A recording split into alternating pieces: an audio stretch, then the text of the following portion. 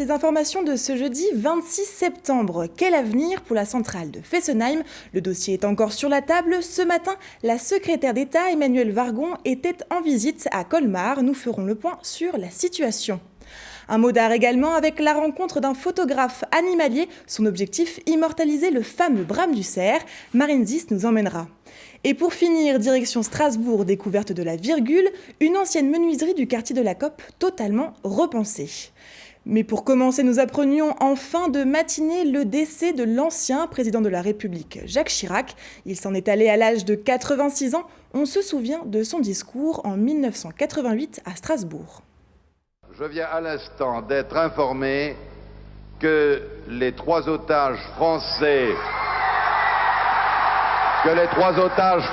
retenus au Liban viennent d'être remis entre les mains du représentant du ministre de l'Intérieur. Député, ministre, maire de Paris, Premier ministre ou encore président du RPR, il a surtout dirigé la France pendant 12 ans et sa carrière politique l'a souvent menée en Alsace. Friand de sa gastronomie, il soutenait également sa vocation européenne. L'un de ses amis s'en souvient avec émotion. Jacques Chirac était l'un de ses soutiens lors d'une campagne électorale. Il s'agit de Robert Grossman, ancien président de la communauté urbaine de Strasbourg. On l'écoute. Moi, j'étais très jeune au bureau exécutif national de l'UDR et j'ai vu débarquer un jour un jeune secrétaire d'État qui avait 7-8 ans de plus que moi. C'était Jacques Chirac et nous étions autour de la même table. C'est là que j'ai fait sa connaissance. Et après l'épisode Chaban-Giscard, Chirac m'a demandé de lui organiser un grand congrès de jeunes, ce que j'ai fait au Bourget en décembre 1975. À côté de moi, dans mon équipe rapprochée, il y avait Nicolas Sarkozy et Jacques Chirac a apprécié ce jeune que j'avais recruté et ils ont eu ensemble par la suite l'aventure que tout le monde connaît, que la France entière connaît, avec des hauts et des bas. Mais voilà, c'était le début de l'histoire.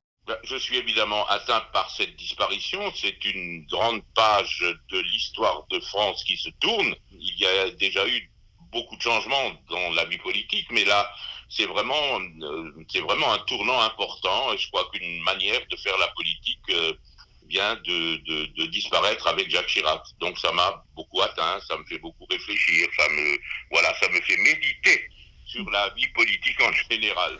Politique toujours, le dossier Fessenheim reste sous tension. 5 mois avant la fermeture du premier réacteur de la centrale nucléaire, la secrétaire d'État auprès de la ministre de la Transition écologique et solidaire, Emmanuelle Wargon, était à Colmar ce matin. Aux commandes du 4e comité de pilotage sur l'avenir du territoire de Fessenheim, 14 communes se sont engagées à la création d'une société d'économie mixte franco-allemande. Cette société permettrait d'accueillir des entreprises sur le territoire après la fermeture de la centrale prévue en 2020. Plus de détails avec Emmanuelle Wargon au micro de Fanny Kunz. On a progressé sur l'énergie puisque nous sortons aujourd'hui les résultats de l'appel à projet photovoltaïque. Donc nous allons avoir de l'énergie solaire qui va venir prendre le relais de l'énergie nucléaire. Nous avons aussi progressé sur la question de la concession hydraulique puisque EDF accepte les modalités de compensation. Ça va permettre de relancer un projet.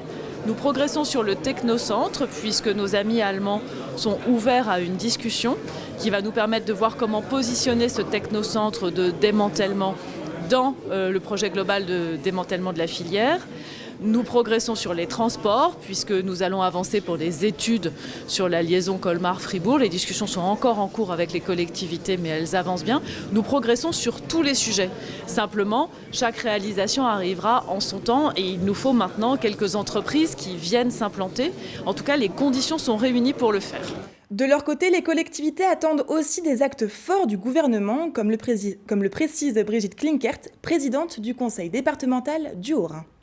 J'ai demandé à la ministre ce matin qu'il y ait un engagement financier de la part de l'État sur l'ensemble des projets au fur et à mesure de leur concrétisation sur le territoire de Fessenheim. Je crois que c'est important. Les acteurs, tous les acteurs locaux sont aujourd'hui mobilisés. Il faut que l'État reste à nos côtés pour nous aider à financer les projets. et aussi dans le cadre de la compensation fiscale pour les collectivités. Sa présence sur le territoire alsacien est historique. SFR a été le premier opérateur à amener le très haut débit dans la région.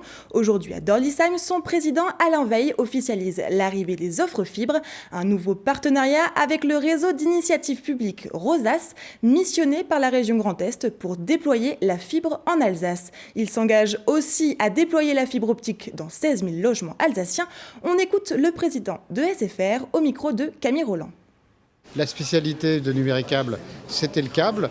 On a gardé ce savoir-faire. Le câble a apporté le très haut débit à déjà beaucoup d'Alsaciens, parce que le câble, au début, il a apporté la télévision, mais depuis quelques années, il a amené aussi l'Internet et le téléphone. Le câble devient de la fibre, et dans les zones où il n'y a pas le câble, eh bien, nous avons soit des partenariats, soit nous déployons de la fibre, et sur l'ensemble du territoire, nous souhaitons devenir un des plus grands acteurs, si ce n'est le plus grand acteur, de la fibre. Parce que c'est vrai que la fibre va changer la vie de beaucoup d'Alsaciens, beaucoup de Français en général. C'est aussi une nouvelle façon de pouvoir consommer la télévision, notamment la télévision délinéarisée.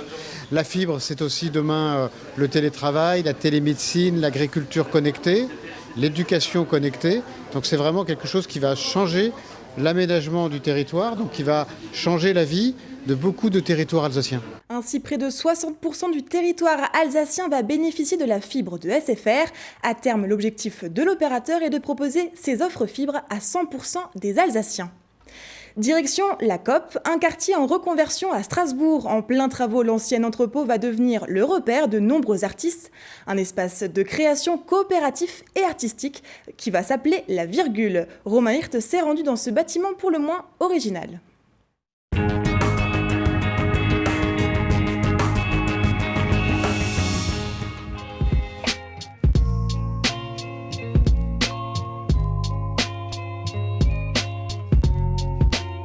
En plein cœur de la zone industrielle du port du Rhin, au milieu de bâtiments désaffectés tels que l'ancienne malterie, se situe le nouveau repère d'artistes de la ville de Strasbourg.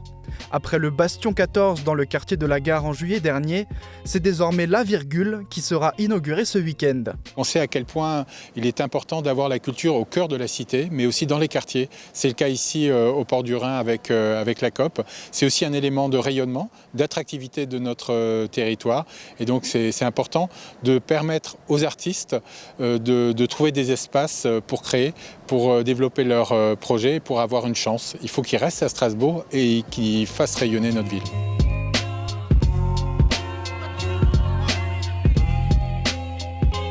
En plus des 3 collectifs ayant déjà investi les lieux, 7 ateliers de La Virgule sont destinés à de jeunes artistes des arts visuels.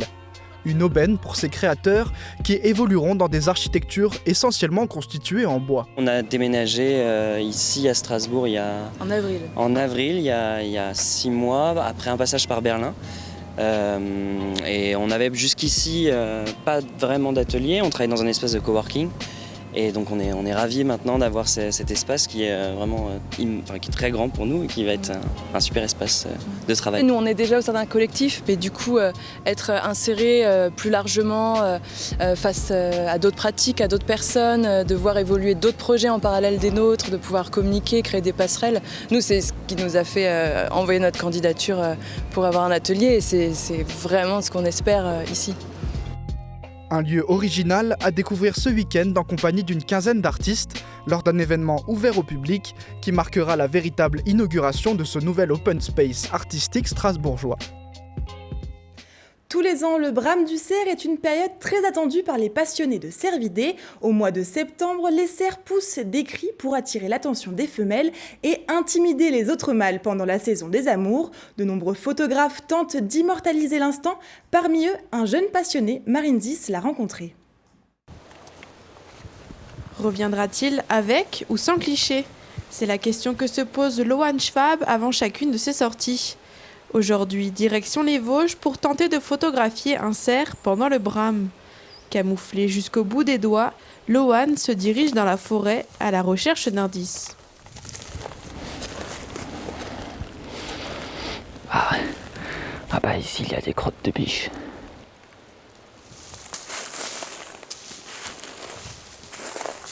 Et un peu plus loin... Bah là c'est une place de Brame qu'un cerf a dû préparer il y a 1 semaine et demie. Parce que je l'avais vu marcher le long ici, le long de la petite sapinière. Il prépare une place légèrement plate comme ça.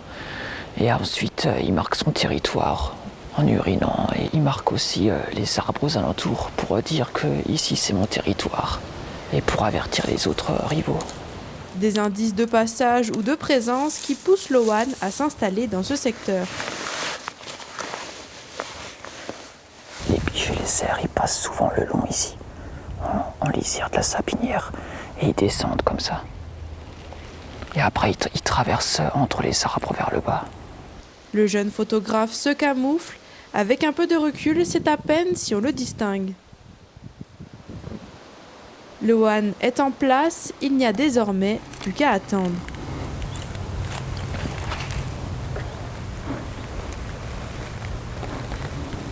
Généralement, quand je fais des affûts, ça peut aller de 1 heure jusqu'à 5 heures. Parfois, j'ai déjà fait des affûts de 8 heures, mais pas plus. Quand on aime la nature, le temps n'a pas d'importance. Bon, c'est sûr qu'après, c'est un peu long, quand même, quand il n'y a rien qui vient.